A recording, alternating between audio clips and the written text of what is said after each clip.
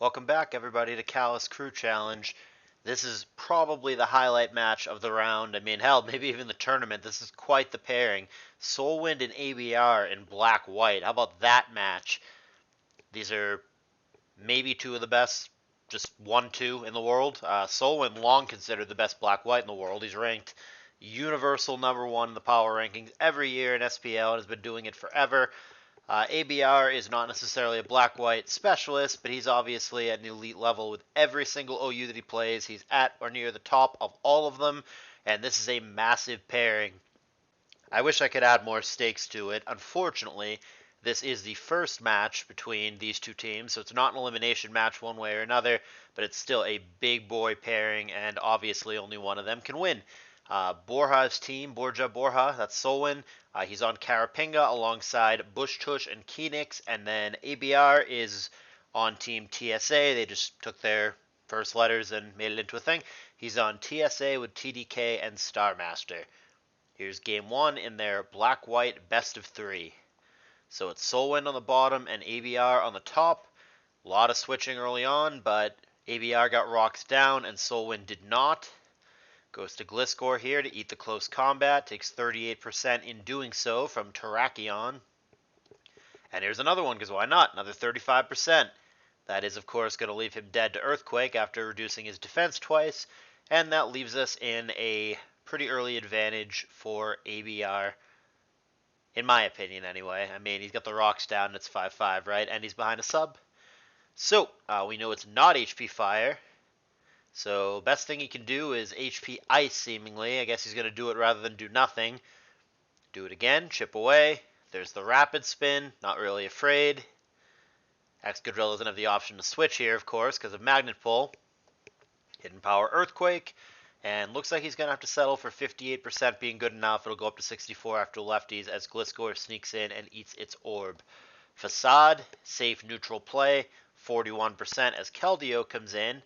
Lati sneaks in. Skull doesn't do anything, but the question is whether or not it burns, which it doesn't. There's Trick, Scarf, and Lefties respectively. Secret Sword coming down. T-Tar in at this point to eat Draco Meteor. Takes it very well, just 27%. Doesn't care about that at all. And he's going to stay in because he knows he's dead, so you might as well do something on the way out. And that ends up being a 15% Draco Meteor. So ABR now behind, both on Mons and on Hazards. He's going to whiff Earthquake into Latios and protect there for Surf to scout what's going on and to get some sand damage. Ferrothorn, he decides, is going to be his best answer into Surf. Takes it just fine, 15%. At which point he reestablishes Rocks as Heatran comes back in. Magma Storm, basically nothing to the Tar. Lati reappears. Earthquake blanking on that as well. Surf, decent chunk, 29%, but Crunch way more back for the kill. Evens us up at 4 pop as Keldeo reappears. Remember, holding Choice Scarf because it got tricked. Secret Sword. Secret Sword again, this time pretty much whiffing on Gliscor, who doesn't care about it. Tar into Gliscor. Dead to Stabby Q. ABR now with the lead 4-3 as Keldeo comes in for cleanup duty. Scald, which is pretty obvious here, and it gets protected against and scouted. Ferrothorn comes in, would have resisted that. And now Heatran reappears. Spikes come down, get more Hazards coming. And Drill. And T-Tar, fair enough. Everything's getting low, this one's going to be pretty close in the end game. Gliscor sneaks in on Rapid Spin, no more Hazards below SoulWind's team. Just Rocks on ABR's side. ABR with a 4-2 advantage here. Keldeo again coming in, trying to get cleanup duty underway. Shows that it's going to be Scald. Pharaoh's not going to survive that after coming in on Hazards. Now Magnezone coming in. And Heatran switches into it. Not a lot of options here for SoulWind. 37% is what it's going to be. T-Tar foddering itself. That gets Earth powered away. 2-2. Coming down to the wire. Here's Gliscor. Protect just in case. Boom. No bueno. It is HP Ice. HP Ice again with a crit. Certainly going to kill with a 4x weakness and a crit.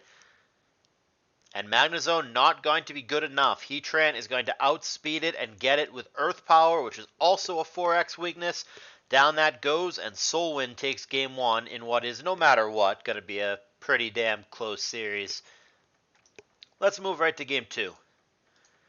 Switch the sides for continuity. SoulWind again on the bottom, ABR on the top.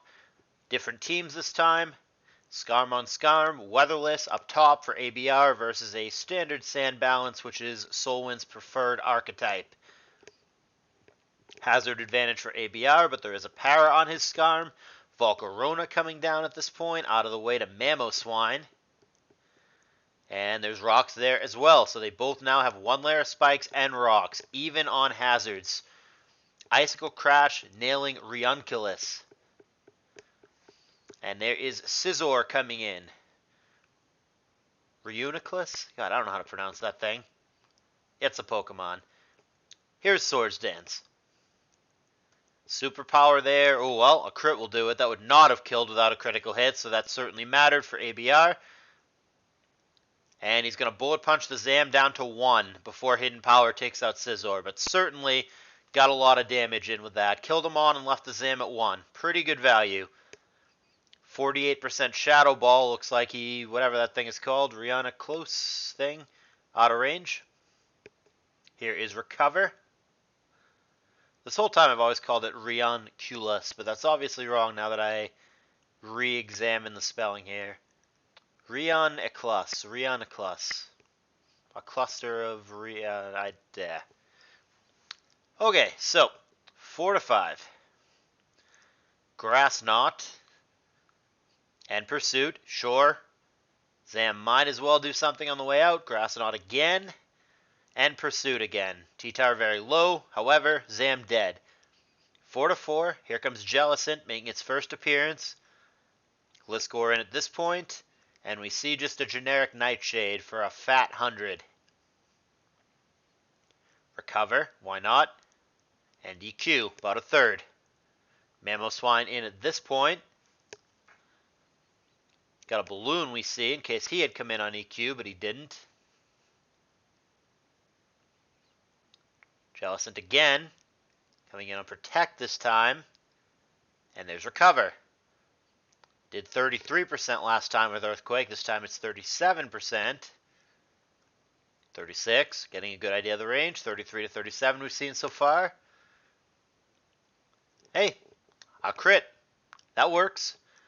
That leaves us in a 3 to 4, even though the Zam is at 1%, and the T-Tar is going to die next time it comes in, which it does right now. So that leaves us in a 3 to 3. Pokemon with an impossible name returns. And Icicle Crash with a big flinch for ABR. However, he misses the next crash outright.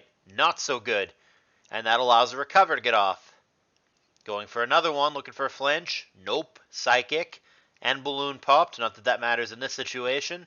No choice but to go for another one and hope for a crit or a flinch. Instead, he misses, and there is the Psychic KO, leaving ABR with only Scarm and Volcarona against the 3 pokes of SoulWind. Volcarona in, Quiver Dance, gonna have to try to get there. Psychic 24%, and the Specs drop. Leaves him no choice but to go aggro here. Bug Buzz for the kill. Here comes Gliscor now. Protect. Does he quiver? No. Not able to pull the trigger on that Quiver Dance. Zam comes in. Dies to Flamethrower. Gliscor the only thing remaining for SoulWind as he desperately tries to stall out Volcarona. But he's going to be able to do it thanks to Protect. And now Scarm comes in because the Protect is so obvious. So it's basically going to come down to this matchup because Volcarona dies next time it comes into hazards. So it is effectively a one-on-one here. Scarm against Gliscor. And SoulWind is trying to get there via Wing Attack. Does Scarm not have Roost? Brave Bird? I don't think he has Roost. Well then, that changes things. Wing Attack might actually get the job done here somehow. Never seen a Scarm get beat to death by Wing Attack, but I think I'm about to. There's Para. There's Wing Attack. Yeah, nothing ABR could do. He just flat out doesn't have Roost. Like I said, never seen a Scarm in any tier get beaten to death by Wing Attack, but Well, I just witnessed it for the first time, and it's going to be SoulWind with a 2-0 victory over ABR, setting his team, Carapinga, off on the right track. The remaining matches in this series yet to be played at the time of this recording are Bush Tush against TDK in Oros and Starmaster against Keenix in ADV. Starmaster and TDK being part of TSA with ABR, and Bush Tush and Keenix being on Carapinga with SoulWind. TSA, considered the number one team in the tournament by many coming into this, finds themselves down a set and will need to win both remaining matches to avoid a round one exit. There have been several upsets so far, and multiple teams thought to be among the best teams that have gotten knocked out. So, yeah, who knows? That could easily continue. Like I said, those matches have not played in real time at the time of this recording, so I will certainly let you guys know when they do. In the meantime, if you enjoyed this match, please do hit that like button. Leave a comment if you got something to say. I will see you guys in the next video.